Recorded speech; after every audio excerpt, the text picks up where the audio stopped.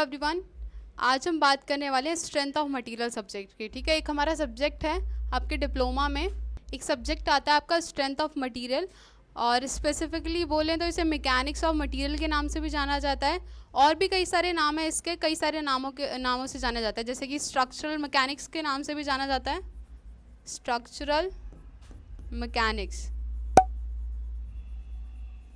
और कई बारी मैकेनिक्स ऑफ सॉलिड्स के नाम से भी जाना जाता है। तो इसके कई सारे नाम हैं, तो उन नामों से भी जाना जाता है, बट बहुत ही फेमस इसका नाम होता है strength of material and mechanics of material. ठीक है, आपके जो सिलेबस में इस बारी दिया गया है वो आपका मैकेनिक्स ऑफ मटेरियल दिया गया है। ठीक है, तो इसमें क्या क्या चीज़ों के साथ डील करने वाले हैं हम पूरा ये चीज़ें देखेंगे कि कहाँ कहाँ इसका एप्लीकेशन होता है, आखिर इसको पढ़ क्यों रहे हैं। ठीक है, तो इन सब चीज़ों के साथ हम डील करते हैं। चलिए, तो नेक्स्ट बात करते हैं कि हमने स्ट्रेंथ ऑफ मटेरियल के कुछ नाम देख लिए कि किस और नामों से भी जाना जाता है स्ट्रेंथ ऑफ मटेरियल या फिर मैकेनिक्स ऑफ मटेरियल्स को। सबसे पहले इस टर्म का मतलब क्या होता है ये समझेंगे कि मैकेनिक्स ऑफ मटेरियल आखिर इस सब्जेक्ट को बोल क्यों रहे हैं हम, मैकेनिक्स ऑफ मटेरियल या फिर स्ट्रेंथ ऑफ मटेरियल आखिर क्यों बोलते हैं, स्ट्रक्चरल मैकेनिक्स आखिर क्यों बोला जाता है। ठीक है, चलिए, जब हम उस सब्जेक्ट के नाम का मतलब समझेंगे उससे पहले हम थोड़ा सा डीप में चल लेते हैं कि आखिर हम किस तरीके से इसको प्रोसीड करते हैं। सबसे पहले हमने क्या पढ़ा था अपने इंजीनियरिंग में, अगर हम सिविल इंजीनियरिंग कर रहे हैं या फिर मैकेनिकल इंजीनियरिंग कर रहे हैं, तो हमारा बेस कहाँ से रेडी होता है इस सब्जेक्ट को पढ़ने के लिए, और फ्यूचर में कौन कौन से सब्जेक्ट आएंगे या फिर कौन कौन सा डिपार्टमेंट आपका ऐसा रहेगा, मतलब कौन कौन सा एरिया रहता है जो कि जहाँ पर हेल्प मिलती है इस सब्जेक्ट को पढ़ने के बाद में। ठीक है, तो सबसे पहली बात करें, आपने मैकेनिक्स पढ़ा होगा, फर्स्ट ईयर में मैकेनिक्स आपका एक सब्जेक्ट रहता है। वहाँ पे आप देखते हो कि मैकेनिक्स में क्या पढ़ना होता है। आप देखते थे कि आप कई सारी चीज़ें होती थी, जैसे मान लो आपका ये एक इस तरीके का स्लोपिंग आपको एरिया दे रखा है, कोई भी ऐसा स्लोपिंग आपको प्रोवाइड किया हुआ है, यहाँ पे आपका कोई ब्लॉक रखा हुआ है ना, कोई भी ब्लॉक रखा हुआ है, लकड़ी का टुकड़ा या फिर किसी का भी टुकड़ा रखा हुआ है। अभी किस तरीके से काम कर रहा है, इसके ऊपर कौन कौन से फोर्सेस काम कर रहे हैं, रिएक्शन किस तरीके से काम कर रही है, और भी कई तरीके, मतलब फ्रिक्शन काम कर रहा होता है, ये सब चीज़ों के साथ हम डील करते थे, है ना। ठीक है, हम तो ये सारी चीज़ें देखते थे मैकेनिक्स में, या फिर हम इंजीनियरिंग मैकेनिक्स बोल देते हैं इसे, है ना, इंजीनियरिंग मैकेनिक्स बोल देते थे जो हम पढ़ते थे, है ना। इंजीनियरिंग मैकेनिक्स आपका एक सब्जेक्ट हुआ करता था जिसमें आप देखते थे जैसे कि कोई ब्लॉक सिस्टम है, उसके साथ डील कर लिया आपने, कोई भी ऐसे फोर्सेस काम कर रहे हैं उसके ऊपर, तो उनको आप स्टडी करते थे, उनका क्या इफेक्ट लगने वाला है उसको स्टडी करते थे। जैसे कि अगर हम बात करें, ये आपकी एक बॉटल है, बॉटल के ऊपर कौन कौन से फोर्सेस लगेंगे अगर हम कोई फोर्स अप्लाई करते हैं। जैसे कि अगर ये बॉटल है, अगर मैं इसको ऐसे खिसकाऊं, इस तरफ खिसकाने लगूँ इसको, तो ये गिर जाएगी, है ना, ऐसे गिर जाएगी, एक फोर्स लगेगा और ये गिर जाएगी। तो ये इस फोर्स का क्या इफेक्ट पड़ेगा, इस फोर्स का क्या इफेक्ट पड़ेगा इस बॉटल के ऊपर, उसी को हम पढ़ते हैं इंजीनियरिंग मैकेनिक्स में। ठीक है, सबसे पहली बात क्या पढ़ते हैं हम इंजीनियरिंग मैकेनिक्स में कि फोर्सेस की बात करते हैं, forces and its effect on structure and machines etcetera. कोई भी ऐसी बॉडी है, ये पेन है, इसके ऊपर कौन कौन से फोर्सेस हमने लगाए, किस तरीके से अप्लाई किया, कौन सा नेचर रहा फोर्स का, पुश है, पुल है, टेंशन लगाया है या फिर कंप्रेशन एक्ट करा है, किस तरीके का फोर्स है, शेयर फोर्स है, तो कौन सा फोर्स लगाया है, किस नेचर का लगाया है, और उसका इफेक्ट क्या आने वाला है। अगर मैं इस पेन की बात करूं, अगर मैंने इसको इस तरीके से धक्का दिया तो ये गिर जाएगा नीचे, तो इसका इफेक्ट क्या हुआ, ये नीचे गिर गया, है ना, या फिर पुश कर दिया मैंने इसको, है ना, पुश हो गया ये। तो इफेक्ट की बात करते हैं और फोर्सेस की बात करते हैं, फोर्सेस कैसे काम करेंगे और उनका इफेक्ट क्या होगा, ये बात हो जाती है आपकी मैकेनिक्स में। अब वही बात करते हैं हम आगे, अगर प्रोसीड करते हैं, अगर आपको समझना है, अगर अच्छे से समझना है कि स्ट्रेंथ ऑफ मटेरियल का मतलब क्या होता है, आपका एक सब्जेक्ट आता है हाइड्रोलिक्स और जिसे हम फ्लूइड मैकेनिक्स भी बोल देते हैं कई बारी, तो उसका मतलब क्या होता है, उसको समझने के लिए आपको मतलब पता होना चाहिए पहले कि कितने टाइप के मटेरियल्स अवेलेबल होते हैं जनरली, है ना। हम बहुत ही छोटी क्लासेस से पढ़ते हैं, 8th 9th से हम पढ़ते आते हैं कि 3 आपके स्टेट होते हैं किसी भी मैटर के 3 स्टेट होते हैं। कोई भी अगर बॉडी है कितने स्टेट में प्रेजेंट हो सकती है, 3 स्टेट में, सॉलिड, लिक्विड एंड गैस। ठीक है, ये आपको बहुत ही पहले से पता है, 6 7 से आपको पढ़ा दिया जाता है। ठीक है, तो अब वही बात करें सॉलिड, लिक्विड एंड गैस। तो सॉलिड की स्टडी किस में करते हैं, लिक्विड की स्टडी किस में करते हैं, और गैस की स्टडी किस में करते हैं, यही चीज़ हम आज देखने वाले हैं। ठीक है, चलिए थोड़ा देख लेते हैं, इसमें थोड़ा डीप में चलते हैं ना। आप सॉलिड को देखते हैं, कुछ इस तरीके का स्ट्रक्चर आपको देखने को मिलता है, इसके जो पार्टिकल्स होते हैं, इसके जो मॉलिक्यूल्स होते हैं बहुत ही पास में होते हैं, है ना, बहुत ही पास में, कुछ इस तरीके से इसका स्ट्रक्चर कुछ इस तरीके से आपको देखने को मिलता है। वही बात करें लिक्विड की, लिक्विड में किस तरीके का आपको स्ट्रक्चर मिलता है, उसके पार्टिकल्स जो होते हैं वो थोड़े से दूर दूर होते हैं, हल्के से दूर दूर होते हैं, कुछ इस तरीके से। इसके कंपैरिजन में हम बोल सकते हैं, गैस की बात करें, गैस के पार्टिकल्स बहुत ही ज़्यादा दूर दूर होते हैं, मान लो इस तरीके से कुछ, ठीक है। अगर इसमें हम माने इस तरीके से है। इसमें जो आपके सॉलिड में क्या होता है कि आपके जो पार्टिकल्स हैं, जो आपके मॉलिक्यूल्स है, बहुत ही पास पास है। उसके बाद लिक्विड पे आते हैं, लिक्विड में क्या होता है, थोड़े से दूर दूर होते हैं। उसके बाद अगर गैस में है तो बहुत ही ज़्यादा दूर दूर होते हैं। जैसे आप एयर की बात करते हो, एयर के पार्टिकल्स क्या होते हैं, बहुत ही ज़्यादा दूर दूर होते हैं। पूरे, अगर आप एक रूम की बात करो तो पूरे रूम में फैल जाएगी, अगर थोड़ी सी गैस की भी बात करें। और अगर एक छोटा सा कंटेनर ले लें, उसमें भी वो फिट आ सकता है। तो क्या बोल सकते हैं हम, इसके जो पार्टिकल्स होते हैं गैस के, वो बहुत ही दूर दूर डिस्टेंस पे होता है अगर हम उन्हें फ्रीली छोड़ दें तो, ठीक है। अब बात करते हैं ये क्यों होता है ऐसा, ये है क्या आखिर। तो इसके अंदर एक फोर्स काम करता है, इसे बोलते हैं इंटरमोलिक्यूलर फोर्स, ठीक है, इंटरमोलिक्यूलर फोर्स। तो देखा जाता है कि सॉलिड में जो इंटरमोलिकुलर फोर्स है ना, इंटरमोलिकुलर फोर्स के बीच में जो अट्रैक्शन है वो बहुत ही ज़्यादा है, तभी तो ये सॉलिड आपस में से जुड़ करके रहता है। मतलब सॉलिड में अगर हम देखें, जैसे कि ये पेन है, पेन क्या है, ये सॉलिड है, इसके अंदर के जो पार्टिकल्स हैं, इनके अंदर जो पार्टिकल्स हैं उन दोनों, उन आपस में, उनमें क्या है, इंटरमोलिकुलर फोर्स ऑफ अट्रैक्शन जो बहुत ही अच्छा है, बहुत ही ज़्यादा है। वही बात करें लिक्विड में, उससे थोड़ा कम है, और गैस में सबसे कम है इन तीनों के कंपैरिजन में, ठीक है। तो इसी के बेसिस पे डिपेंड करता है कि सॉलिड आपका किस तरीके से रिएक्ट करेगा जब इसके ऊपर कोई फोर्सेस लगेंगे, और सेम लिक्विड के ऊपर किस तरीके से काम करेगा। तो ये डिपेंड करता है इंटरमोलिकुलर फोर्स ऑफ अट्रैक्शन के ऊपर, ठीक है। चलिए, तो लिक्विड और गैस की बात हम करते हैं किस में, लिक्विड और गैसेस की बात की जाती है फ्लूइड मैकेनिक्स में या फिर हाइड्रोलिक्स में। फ्लूइड मैकेनिक्स बोल देंगे तो ज़्यादा बेटर रहेगा, क्योंकि हाइड्रोलिक्स में सिर्फ आपका लिक्विड आ जाता है, तो इसकी बात हम बाद में करेंगे। अभी बात करते हैं सॉलिड की सिर्फ, ठीक है। देखिए, सॉलिड की बात जैसे ही हम करते हैं तो सॉलिड का मतलब क्या, सिंपल सा, पेन है, ये सॉलिड है, ठीक है। ये बोर्ड है, ये बोर्ड है, ये क्या है, सॉलिड है, ठीक है। कोई भी आपकी ऐसी बॉडी हो सकती है सॉलिड, है ना। अब सॉलिड में भी आपको दो टाइप की बॉडी देखने को मिलती है, एक होती है आपकी रिजिड बॉडी, दूसरी होती है डिफॉर्मेबल बॉडी। डिफॉर्मेबल और रिजिड से क्या मतलब आप देख लेते हैं। देखना, रिजिड का मतलब क्या होता है, कोई भी ऐसी बॉडी जिसमें कि आप फोर्स लगाओ और अपनी फॉर्मेशन वो चेंज ना करे, अपनी शेप, अपनी डायमेंशन वो चेंज ना करे। जैसे कि एग्जांपल लेते हैं इस पेन का, अगर इस पेन के ऊपर मैं एक फोर्स लगाऊं, जैसे कि मैंने इसके ऊपर ऐसे फोर्स लगाया, ऊपर से कंप्रेसिव फोर्स लगाया, तो ये अपनी डिफॉर्मेशन चेंज नहीं कर रहा है, सेम जैसे पहले था ऐसे ही अभी भी अपनी शेप और साइज़ कुछ भी चेंज नहीं करेगा, शेप एंड साइज़ में नो चेंजेस, ठीक है। तो ये किसके अंदर आ जाता है, रिजिड बॉडी के अंदर आ जाता है। कोई भी ऐसी बॉडी है जो कि लोड लगाने पर अपनी फॉर्मेशन, अपनी जो उसकी शेप है, अपना उसका जो साइज़ है वो चेंज ना करे, उसे बोल देते हैं रिजिड बॉडी, ठीक है। अब आपने देखा होगा ऐसा किस में किया जाता था, ऐसा करते थे हम मैकेनिक्स में, इसी चीज़ों की बात की जाती थी हम जब भी हम पढ़ते थे मैकेनिक्स में, इंजीनियरिंग मैकेनिक्स में। जो आपने फर्स्ट ईयर में एक सब्जेक्ट पढ़ा होगा इंजीनियरिंग मैकेनिक्स, उसमें आपने पढ़ा होगा, जितनी भी स्टडी करते थे इंजीनियरिंग मैकेनिक्स में, वो सारी बॉडी ऐसी होती थी, रिजिड बॉडी होती थी। हम बात ही नहीं करते थे कि जैसे हमने लोड लगाया तो उसमें जो पार्टिकल्स है वो ऐसे बेंड हो गए हैं या फिर अपनी जगह से हिल गए हैं। अपनी जगह से हिल जाएगी, पूरी बॉडी हिलेगी, है ना, वो तो रिजिड का ही पार्ट है ऑब्वियसली। बट ऐसा कभी नहीं सुना हमने कि जैसे आपका कोई भी ऐसा स्लोप बना होता था, यहाँ पे आपकी कोई भी बॉडी रखी है फॉर एग्जांपल, तो हमने कभी नहीं ऐसा पढ़ा कि यहाँ पे एक फोर्स लगाए और ये ऐसे चेंज हो गई है, इसकी जो शेप है वो चौड़ा हो गया है, ये जो बॉडी है कोई भी, या फिर पतला हो गया, इस तरीके से हमने कभी नहीं पढ़ा। हमने सिर्फ यही पढ़ा था, यही सीखते हैं हम इसमें, किसमें, इंजीनियरिंग मैकेनिक्स में, कि जैसे हमने लोड लगाया या तो बॉडी गिर गई या फिर अपनी जगह से डिस्प्लेस हो गई। ये सारी चीज़ें हम किस में पढ़ते थे, रिजिड बॉडी में। बट देखा जाए कि ऐसा नहीं होता, अगर रियल लाइफ में हम देखने लगे तो क्या होता है कि कोई भी बॉडी रिजिड नहीं होती है, ऐसा लोड जरूर आता है, जैसे कि अगर मैं इसको पेन को हाथ से प्रेस करने लगूँ तो ऑब्वियसली इसमें कोई डिफॉर्मेशन नहीं होगी, कोई भी शेप और साइज में चेंजेस नहीं आएंगे। बट कोई ऐसा लोड, ऑब्वियसली ऐसा लोड जरूर आएगा इसके ऊपर।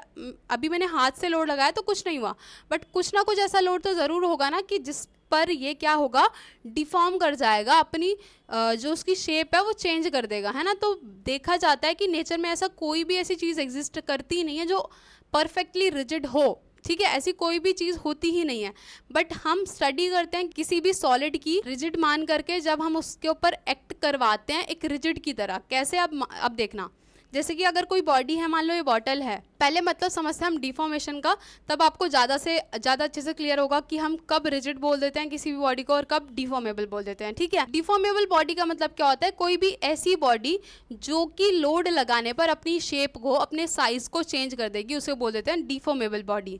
जैसे कि अगर हम बात करते हैं, अगर इस पेन को अगर मैं बोलूँ इसके ऊपर मैंने कोई लोड लगाया इस तरीके से या फिर ऐसे, और ये क्या करे, ऐसा स्ट्रेट है अभी, और जैसी लोड लगाया ये थोड़ा सा बेंड हो गया, ये पेन कुछ ऐसा है, ठीक है, इतना मोटा है मान लो, और जैसे ही इसके ऊपर मैंने लोड लगाया तो ये क्या करेगा, थोड़ा सा बेंड कर देगा, मान लो हल्का सा ऐसा हो जाएगा, हल्का सा ऐसा घूम जाएगा, नीचे से थोड़ा झूल जाएगा, ऐसे लगा लो फॉर एग्जांपल, थोड़ा सा डिफॉर्म कर गया, थोड़ी सी शेप चेंज कर दी, तो ऐसी बॉडी को हम क्या बोल देते हैं, डिफॉर्मेबल बॉडी। ऑब्वियसली अगर मैं इस पर लोड, इतना लोड लगाऊं, अगर मैं अपने हाथ से लोड लगाऊं तो ये नहीं डिफॉर्म होगा, बट कोई ऐसी चीज़ें होती हैं, कई सारी ऐसी चीज़ें होती हैं जो डिफॉर्म कर जाती हैं। ठीक है, जैसे कि अगर हम बात करते हैं किसी बीम लगा लो, कोई भी बीम लगा लो, स्टील का ब्रिज लगा लो, स्टील का ब्रिज क्या होता है, थोड़ा सा अपनी जगह से डिफॉर्म हो सकता है, अगर कोई उसके ऊपर लोड आ रहा है, कोई गाड़ी चल करके जा रही है उसके ऊपर, तो उसके अंदर टेंडेंसी होती है कि वो अपनी पोजीशन से थोड़ा सा सैग करेगा नीचे की तरफ और दोबारा से अपनी पोजीशन रीगेन कर लेता है, तो डिफॉर्मेशन तो उसमें भी हुई। तो जैसी ही डिफॉर्मेशन आती है, मतलब अपनी शेप और साइज को चेंज करता है, उसको हम क्या बोल देते हैं, डिफॉर्मेबल बॉडी बोल देते हैं। ठीक है, इसके अंदर कोई भी बॉडी आ सकती है आपकी, ऐसा कोई बड़ी बात नहीं है। ठीक है, कोई भी बॉडी वैसे आपको भी पता है रिजिड होती ही नहीं है।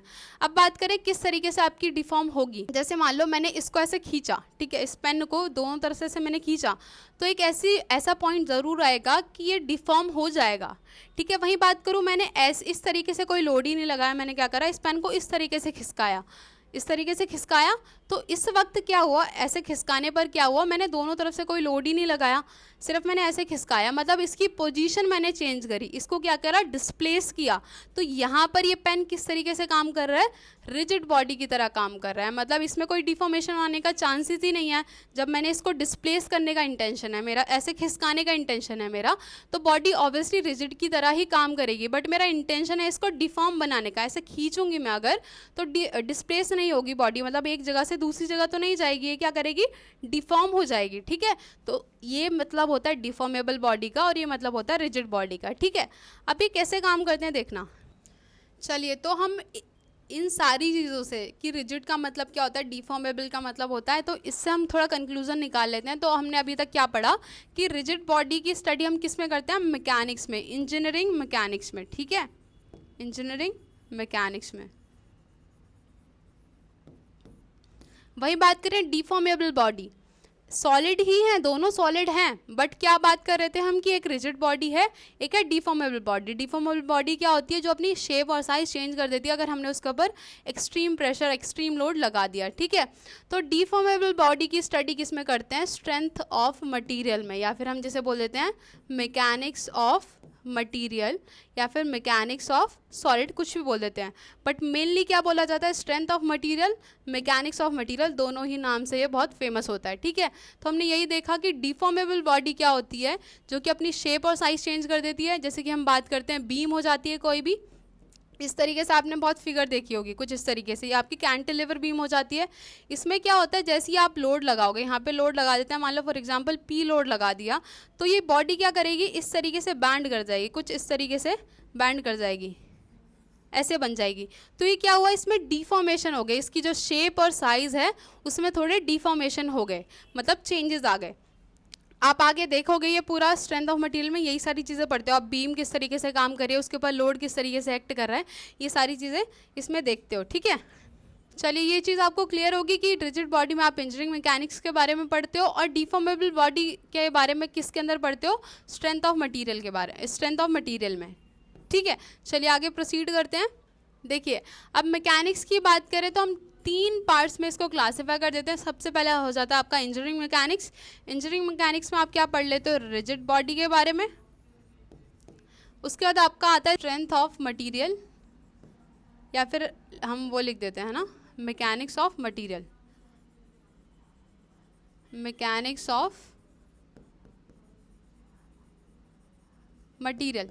मैकेनिक्स ऑफ मटेरियल में किसके बारे में पढ़ते हैं, कोई भी डिफॉर्मेबल सॉलिड के बारे में, डिफॉर्मेबल सॉलिड के बारे में, और यहाँ पे पढ़ते थे हम रिजिड सॉलिड के बारे में। नेक्स्ट बात करें, आपका तीसरा क्या हो जाता है, फ्लूइड मैकेनिक्स, तीसरा क्या हो जाता है, फ्लूइड मैकेनिक्स। मैकेनिक्स को शॉर्ट फॉर्म में आप MECH भी लिख देते हो, है ना, कोई बड़ी बात नहीं है। चलिए, फ्लूइड मैकेनिक्स में किसके बारे में पढ़ते हो आप, फ्लूइड मैकेनिक्स में पढ़ते हो आप फ्लूइड के बारे में। फ्लूइड के अंदर क्या क्या चीज़ें आ जाती हैं, एक तो हो जाता है आपका लिक्विड और दूसरा क्या आ जाता है, गैस। क्या आ जाता है, लिक्विड एंड गैसेस। ठीक है, ये भी क्या होती है, डिफॉर्मेबल होता है ना, जो आप फ्लूइड मैकेनिक्स में पढ़ते हो। जैसे कि आपका कोई भी लिक्विड है, जैसे लिक्विड पानी है मान लो, पानी डिफॉर्मेबल ही तो होता है। जैसे आप पानी धरती पर गिराओगे तो वो क्या होता है, फैल जाता है चारों तरफ, हर डायरेक्शन में फैल जाता है, तो वो क्या होता है, डिफॉर्मेबल होता है।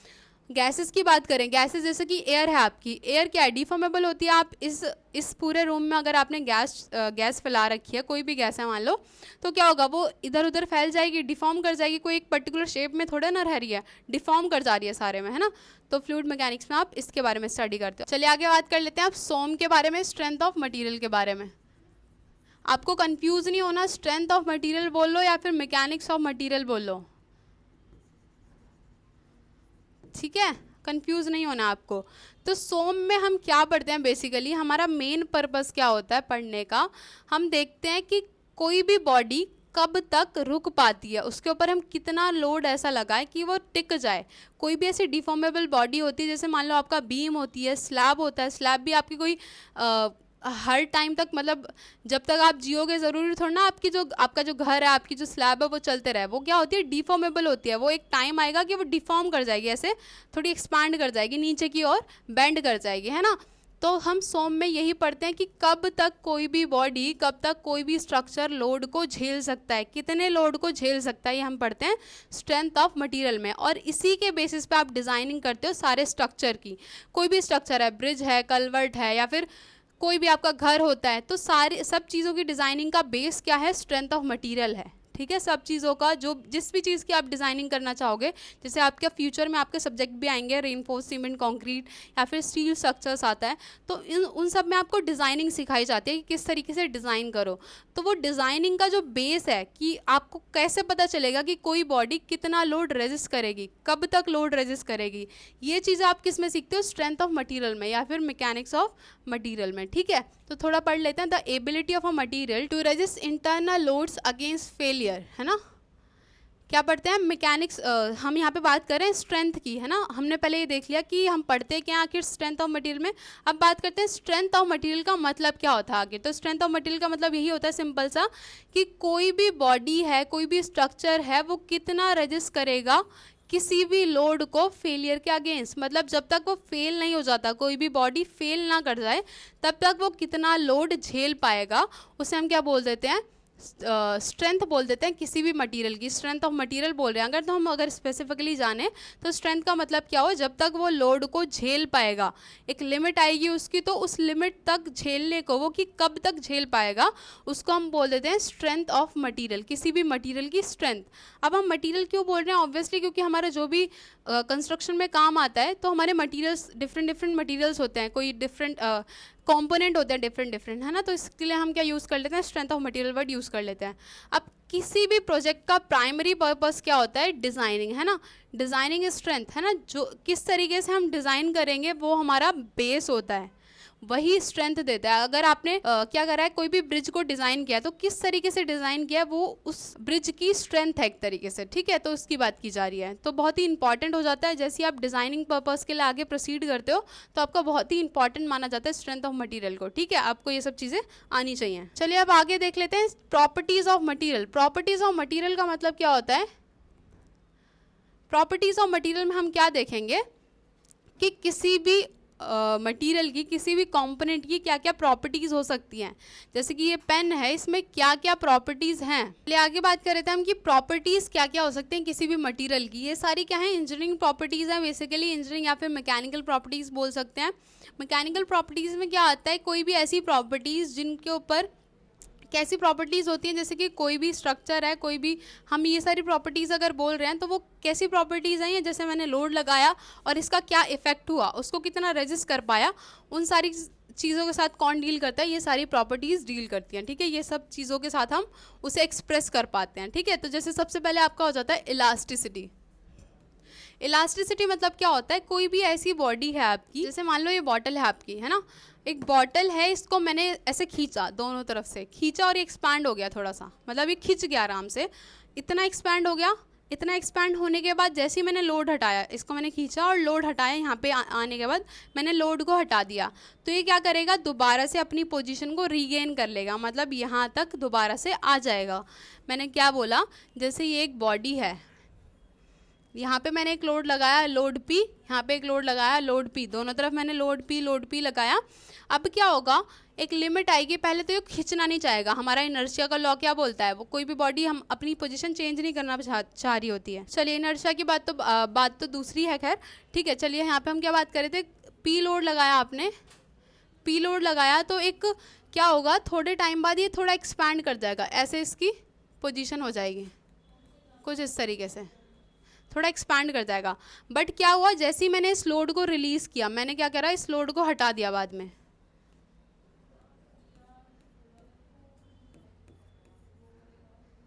मैंने देखा ही कि एक्सपैंड हो गया, तो मैंने लोड को रिलीज़ कर दिया बाद में, ये दोनों मैंने ऐसे हाथ से खींचा होता, दोनों हाथों को बाद में हटा दिया। तो अब यहाँ पे क्या होगा, ये जो एक्सपेंशन हो रखा था ना, तो वो दोबारा से अपनी पोजीशन पर आ जाएगा, अपनी पोजीशन रीगेन कर लेगा, इसे बोल देंगे। तो हम क्या देखते हैं कि ये सब जो एक्सपेंशन हुआ था, ये सब रिमूव हो जाएगा, खुद ब खुद हट जाएगा, ठीक है। दोबारा से बॉडी हमें इस तरीके से दिख जाएगी। सिंपली अगर हम बोलें, इलास्टिसिटी भी मिट गया,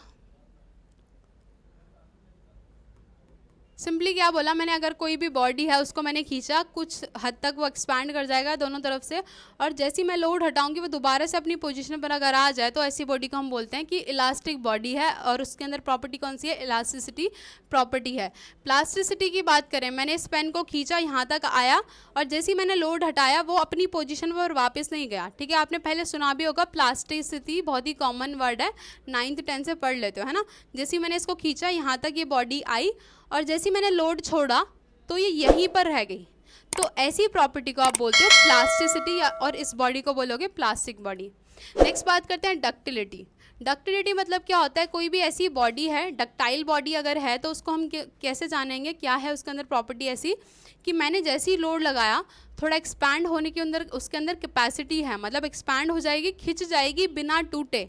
इसके अंदर एक स्पेशली क्या चीज़ होती है कि एक्सपैंड हो रहा है, हम उस चीज़ की बात नहीं करें कि अपनी पोजीशन रीगेन करेगा या नहीं करेगा, हमारा मतलब सिर्फ ये है कि वो एक्सपैंड कर जाए और टूटे ना। चलिए, तो क्या बात कर रहे थे हम, डक्टिलिटी की, है ना। तो डक्टिलिटी में हम क्या देखते हैं कि कोई भी बॉडी है जो कैपेबल है बिना टूटे खींचने के। अगर कोई बॉडी है, अगर हम खींच रहे हैं और वो टूट जा रही है, तो वो लेस डक्टाइल है, और बॉडी खींच रहे हैं और वो खिंच जा रही है, आराम से एक्सपैंड हो पा रही है, उसे हम क्या बोलेंगे कि डक्टाइल बॉडी है, अच्छी डक्टाइल बॉडी है, डक्टिलिटी प्रॉपर्टी है उसके अंदर, ठीक है। नेक्स्ट बात करें ब्रिटलनेस। ब्रिटलनेस ऐसी प्रॉपर्टी है जो कि लैक ऑफ डक्टिलिटी को रिप्रेजेंट करती है, मतलब डक्टिलिटी का एकदम ऑपोजिट क्या होता है, ब्रिटलनेस, ठीक है। मतलब कि क्या हुआ, जैसे ही मैंने इसको खींचा तो ये खींचने से पहले, एक्सपैंड होने से पहले टूट जाएगी, बीच में से ब्रेक कर जाएगी। अब इसका एग्जांपल क्या हो सकता है, जैसे मान लो ग्लास है, आपका शीशा होता है, शीशे को आप जैसे खींचते हो या फिर एक्सपैंड करने की कोशिश करते हो, तो क्या होगा, वो ना खींचेगा नहीं और टूट जाएगा। पहले आप देखोगे, किसी भी शीशे को देखोगे, खींचने की कोशिश करना आप जनरली, तो वो खींचेगा नहीं, वो टूट जाएगा। तो वो क्या है, ग्लास क्या है, एक ब्रिटल मटीरियल है, ठीक है, अच्छा खासा ब्रिटल मटीरियल है। नेक्स्ट बात करें टफनेस। अच्छा, टफनेस और हार्डनेस में बहुत कन्फ्यूजन होती है बच्चों को, तो हार्डनेस का मतलब समझते हैं पहले। हार्डनेस का मतलब क्या होता है, कोई भी ऐसी बॉडी, अगर हम बोलेंगे कोई बॉडी हार्ड है, तो उसका मतलब क्या है, जैसे कि अगर मैं बात करूँ, ये मेरा हाथ है, अगर इस हाथ में मैं कोई स्क्रैच लगाऊं, जैसे कि अगर मैंने कोई भी चीज़ ले लिया, नुकीली चीज़ ले ली, मान लो कंपास ले लिया है, मैंने कंपास से क्या करा, यहाँ पे स्क्रैच करने की कोशिश की, या फिर जो हमारे नेल्स होते हैं, नेल से मैंने स्क्रैच करने की कोशिश की, तो हो सकता है यहाँ पे स्क्रैच पड़ जाए, तो ये लेस हार्ड है, या फिर बोल सकते हैं सॉफ्ट है। वही बात करूँ, अगर मैं इस बोर्ड पे क्या करूँ, अपने नेल से स्क्रैच करने की कोशिश करूँ, इंडेंटेशन प्रोड्यूस करने की कोशिश करूँ, तो ऐसा नहीं हो पाएगा इस बोर्ड में। मतलब ये बोर्ड क्या है, ये हार्ड है। तो हम हार्ड से क्या समझते हैं, कोई भी किसी भी बॉडी में ऐसा रेजिस्टेंस जो कि स्क्रैचिंग को, एब्रेशन को, घिसावट को रोक सके, उसको हम क्या बोलते हैं, हार्डनेस बोलते हैं, ठीक है। नेक्स्ट बात करते हैं टफनेस की। टफनेस और हार्डनेस में कंफ्यूज मत होना। टफनेस मतलब क्या होता है, कोई भी ऐसी बॉडी जो कि रेजिस्टेंस प्रोड्यूस करता है इम्पैक्ट से, इम्पैक्ट बोल सकते हैं, या फिर मान लो जैसे हम हार्डनेस में क्या देखते हैं, अगर मान लो डायमंड का एग्जांपल लेते हैं, है ना। डायमंड क्या होता है, डायमंड को हम बोलते हैं बहुत ही ज़्यादा हार्ड है, बहुत ही ज़्यादा हार्ड है। मतलब जैसे ही अगर उसके ऊपर मैं लोड लगाऊंगी तो वो क्या करेगा, कोई भी उस पर स्क्रैच नहीं पड़ पाएगा। अगर तुम एक डायमंड ले लो और कोई भी चीज़ ले लो, मान लो ग्लास ले लो, आपको लगेगा कि डायमंड और ग्लास को आपस में अगर घिसेंगे तो डायमंड घिस सकता है, बट ऐसा है ही नहीं है। डायमंड को हम कभी भी नहीं घिस पाएंगे, उसके अंदर कोई भी इंडेंटेशन नहीं बना पाएंगे। उस जैसे कि कील वगैरह से अगर हम उसमें कोशिश करें छेद कर पाएँ या फिर इंडेंटेशन प्रोड्यूस कर पाएँ तो नहीं कर सकते हम, तो मतलब वो अच्छा खासा हार्ड है। वही बात करें हार्ड टफनेस की, टफ नहीं होता हमारा जो डायमंड होता है वो टफ नहीं होता। टफनेस मतलब क्या, जैसे ही अगर मैं उसके ऊपर लोड लगाऊं तो वो ब्रेक कर जाएगा, ठीक है, ब्रेक कर जाएगा। अब इसका और एग्जांपल हो सकता है, जैसे मान लो आपके गाड़ियों के शीशे होते हैं, गाड़ियों के शीशे होते हैं उसे हम बोलते हैं टफन्ड ग्लास। गाड़ियों के जो शीशे होते हैं ना, शीशे मतलब जो आगे लगाया जाता है, मेनली जो आगे वाला शीशा होता है आपका, जहाँ से आप ड्राइव करते हो और आपको फ्रंट वाला शीशा दिख रहा होता है, मतलब बाहर का दिख रहा होता है ना, बोनट के जस्ट ऊपर की तरफ, तो वो आपका टफन्ड ग्लास होता है। अब टफन्ड ग्लास मतलब क्या, इसके अंदर टफनेस अच्छी खासी होती है, मतलब ये एकदम से टूटेगा नहीं, एकदम से ब्रेक नहीं हो जाएगा। जैसे मान लो आप गाड़ी चला रहे हो और किसी ने पत्थर फेंक दिया वहाँ पे, पत्थर फेंकने से क्या होगा, अगर कोई वो ग्लास टफ नहीं है, वो ग्लास अगर टफ नहीं है तो क्या होगा, वो एकदम पत्थर लगेगा और वो टूट जाएगा, ब्रेक कर जाएगा, है ना। बट ऐसा नहीं होता, क्योंकि हम टफन ग्लास का यूज़ करते हैं, मतलब वो क्या करेगा, जैसे ही पत्थर गिरेगा तो वो एकदम ब्रेक नहीं कर जाएगा, एकदम टूटेगा नहीं। वो क्या होगा, उसके अंदर स्क्रैचिंग हो जाएगी, मतलब वो अपनी ही जगह पे कुछ इस तरीके से आपको दिख रहा होता है। जैसे मान लो ये आपका ग्लास है, बोनट के जस्ट ऊपर की तरफ जो आपको दिख रहा होता है वो टूट तो जाएगा, अपनी ही जगह पर वो वहीं पर रहता है टूटने के बाद भी, मतलब इस तरीके से नहीं टूटेगा कि वो बिखर जाए चारों तरफ, मतलब अंदर की तरफ गिर जाए। क्योंकि अगर टूटेगा इस तरीके से टूटेगा वो, तो क्या होगा कि जो अंदर जो ड्राइव कर रहा है उसको भी लग सकती है बहुत ही ईजिली। तो इसलिए टफ होता है वो, बट लेस हार्ड होता है, मतलब सॉफ्ट होता, सॉफ्ट तो नहीं बोलेंगे बट लेस हार्ड होता है बोल सकते हैं। क्योंकि क्या होता है, वो अपनी जगह पे इंडेंटेशन करने देता है। क्या होता है, अपनी जगह पे इंडेंटेशन करने देते हैं। जैसे कोई उसके ऊपर पत्थर पड़ेगा तो वो ब्रेक कर जाता है, ब्रेक मतलब टूटेगा नहीं, अपनी जगह से डिस्प्लेस नहीं होगा, ब्रेक नहीं कर जाएगा, बट क्या होगा, इंडेंटेशन हो जाती है, वो ऐसे क्रैक्स दिखने लग जाते हैं, बट वो बिखरेगा नहीं। तो उस वो किस प्रॉपर्टी की वजह से होता है, क्योंकि वो टफ होता है बट हार्ड नहीं होता बहुत ज़्यादा, ठीक है। तो आई होप आपको इन दोनों का डिफरेंस समझ आएगा, क्योंकि काफ़ी लोगों को ये दोनों चीज़ें सेम लगती है बट अलग होती हैं, ठीक है। मेलिएबिलिटी की बात करें, मेलिएबिलिटी सिंपल, कोई कुछ बहुत बड़ी बात नहीं है, बस कोई भी अगर आपका मटेरियल है जो स्प्रेड कर सकते हैं, हम उसको शीट की फॉर्म में कन्वर्ट कर सकते हैं। जैसे मान लो कोई भी आपके ऐसे जैसे ऑर्नामेंटल जो आपके गोल्ड वगैरह ये सब चीज़ें होती हैं, उनको हम अच्छे से शीट की फॉर्म में कन्वर्ट कर सकते हैं, है ना। मतलब पीट पीट के, जैसे मान लो आपकी बाल्टी बनती है, बाल्टी एल्यूमिनियम की बाल्टी आपने देखी होगी, तो एल्यूमिनियम की या फिर स्टील की आपने बाल्टी देखी होगी, तो जैसे वो कुछ फ्रस्टम शेप में होती है इस तरीके से,